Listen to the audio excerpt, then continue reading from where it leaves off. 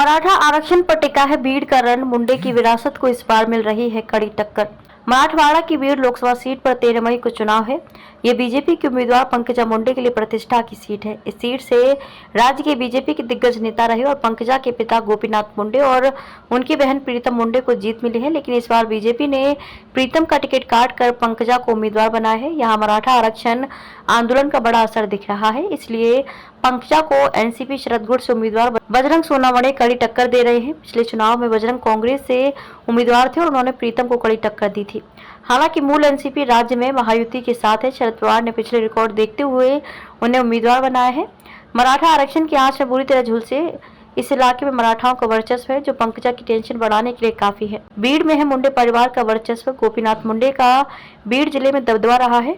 1996 में पहली बार इस सीट से बीजेपी के उम्मीदवार रजनी पाटिल को जीत मिली थी। इसके बाद 1998 और 1999 में हुए लोकसभा चुनाव में बीजेपी ने दोनों बार जयसिंह पाटिल को टिकट दिया और वह चुनकर आए।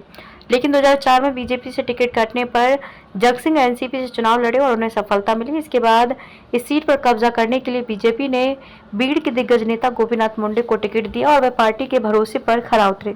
यह सीट फिर से बीजेपी के कब्जे में आ गई है। 2014 में भी गोपीनाथ मुंडे को जीत मिली, लेकिन एक सड़क हादसे में उनकी मृत्यु हो गई। तब उपचुनाव में उनकी बेटी प्रीतम भी जीती। 2019 के लोकसभा चुनाव में भी वह जीत गई। इस बार मराठा आरक्षण आंदोलन ने इस सीट को बहुत प्रभावित किया है। इसे देखते हुए बीजेपी ने प्रीतम की बजाय उनकी बहन पंकजा को टिकट दिया, लेकिन यहाँ पर राजनीतिक समीकरण बदलने के बावजूद पंकजा के सामने चुनौती है। पंकजा बंजारी समाज से आती हैं, इसलिए चुनाव में उन्हें इस समाज को फायदा मिल सकता है। वहीं बजरंग प्रचार में खुद को किसान पुत्र बता रहे हैं। भाई को मिला बहन का साथ। मुंडे की राजनीतिक विरासत को लेकर बेटी पंकजा और भतीजे धनंजय के बीच मतभेद थे। यहाँ धनंजय अपना वर्चस्व चाहते थे, इसलिए वे एनसीपी के साथ चले गए। तब से सीट पर पंकजा और धनंजय के बीच शहमात का खेल चल रहा था। अब राज्य के राजनीतिक समीकरण अलग हैं और धनंजय जिस एनसीपी के साथ हैं वह महायुति में शामिल है, इसलिए पंकजा और धनंजय भी साथ हैं। भाई बहन के साथ आने के बावजूद मराठा आरक्षण आंदोलन ने समीकरण बिगाड़ दिया है। बीड़ में रहने वाले नवनाथ के मुताबिक पंकजा और धनंजय के साथ होने के बावजूद इस सीट पर कड़ी लड़ाई है।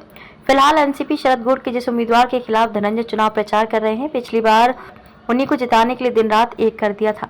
तब एनसीपी के उम्मीदवार को 5 लाख से अधिक वोट मिले थे। प्रधानमंत्री मोदी ने की जनसभा। अंबाजुगाई के अनिल शिंदे कहते हैं कि बीड़ में कांटे की टक्कर है, इसलिए प्रधानमंत्री नरेंद्र मोदी की जनसभा हुई है।